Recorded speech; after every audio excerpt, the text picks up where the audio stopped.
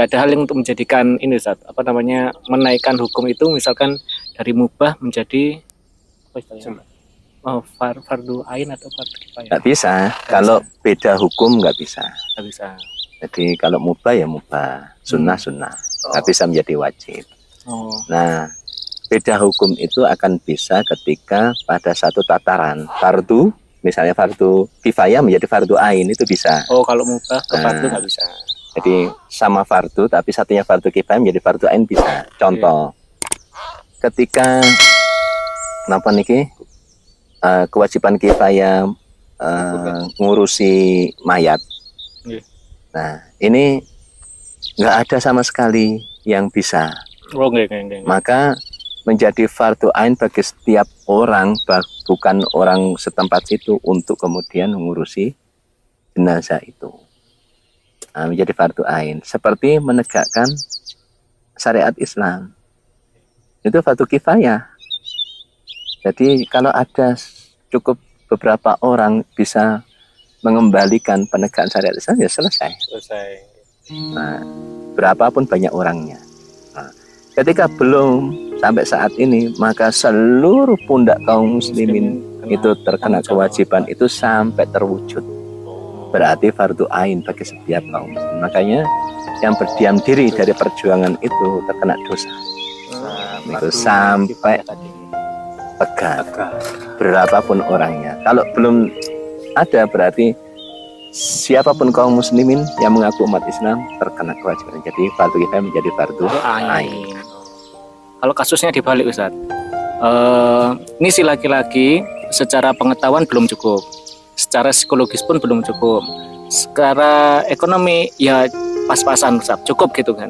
Tapi dilalah gitu ya, dinikahkan langsung sama 2 orang. Wah, itu bagaimana kalau kondisinya seperti itu? Apakah di pending dulu untuk belajar dulu atau gimana? Oke, nggak apa-apa. Lanjut. Untuk kebutuhan. Nah, ini kan masih belum tercukupi Ustaz yang tadi Ustaz. Iya, secara pengetahuan belum. Karena itu bukan menjadi syarat. Ketika sudah menikah lebih dari 1, dan kewajiban. Nah, kewajiban itu sekarang menafkahi.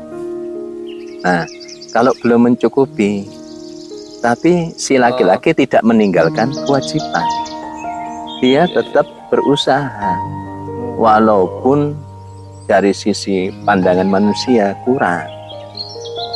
Misalnya istri pertama dinafkahi 200.000 per bulan, istri kedua juga 200.000 per bulan.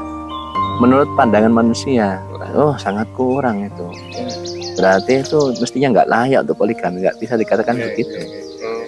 Karena si laki-lakinya sudah memenuhi kewajibannya menafkahi. Cuma ini yang pertama harus ada upaya meningkatkan lagi. Itu keseriusan untuk mencari sumber-sumber lain kewajiban.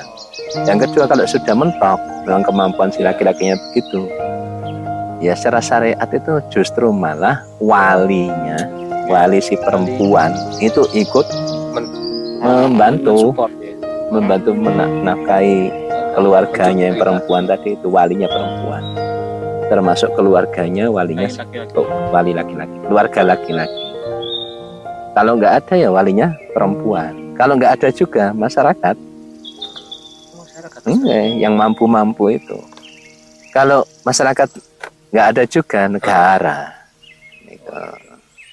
Karena kewajiban negara adalah memakmurkan dan mensejahterakan rakyatnya. Loh, kalau di konteks zaman sekarang apa bisa dikatakan seperti itu? Ya, kayak misalnya tadi kan kalau dikatakan orang pandangan itu kurang mampu, terus bukan wali perempuan kan, harus laki-laki dulu kan ya, untuk memberikan bantuan istilahnya ya, untuk memberikan sebuah ya bisa dari laki-laki bisa perempuan. Oh, bisa laki-laki bisa perempuan ya. Nah, lantas masyarakat ya. Nah, ini kalau masyarakat ini ada celetukan yang nggak enak itu loh. Nah, ya salahnya dewe kan gitu. Nah, ini kan gimana coba kayak gitu itu? Apakah perlu sebuah edukasi lagi atau bagaimana? Berarti kan keluarga tersebut termasuk miskin. kalau nggak bisa mencukupi kebutuhannya dengan layak, Ya. miskin, maka kemudian mereka berhak mendapatkan zakat, kan, zakat mal. Jadi itu nggak akan ada celetukan-celetukan yang nggak bertanggung jawab. Terus yang berikutnya, negara juga harus dikoreksi.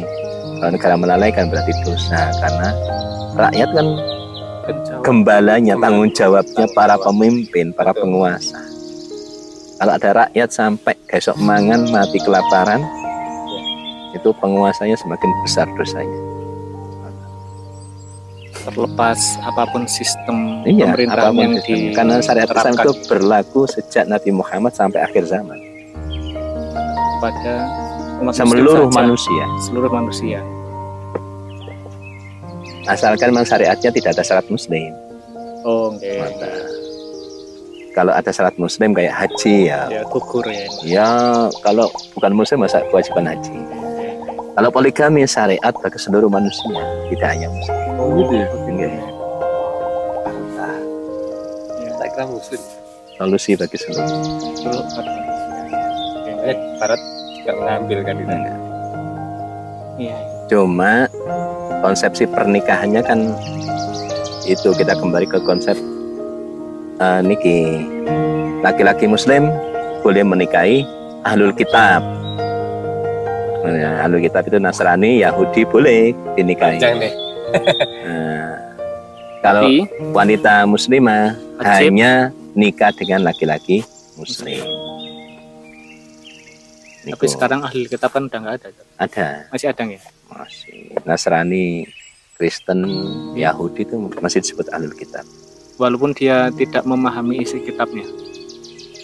Ya kan Masih. dia sudah mengaku kitabnya adalah Injil, Bible, kan ahlul kitab. Oh, berarti cukup. Kalau nggak ada ahlul kitab, maka ayat-ayat yang berbicara ahlul kitab nggak berlaku. Kan nggak tahu. Kayak gini, sesungguhnya orang-orang kafir dari ahlul kitab. Nah, orang-orang kafir dari ahlul kitab. Berarti mereka itu orang kafir. Ya. Tapi ahlul kitab karena dulu mengikuti kitab yang dibawa oleh nabinya.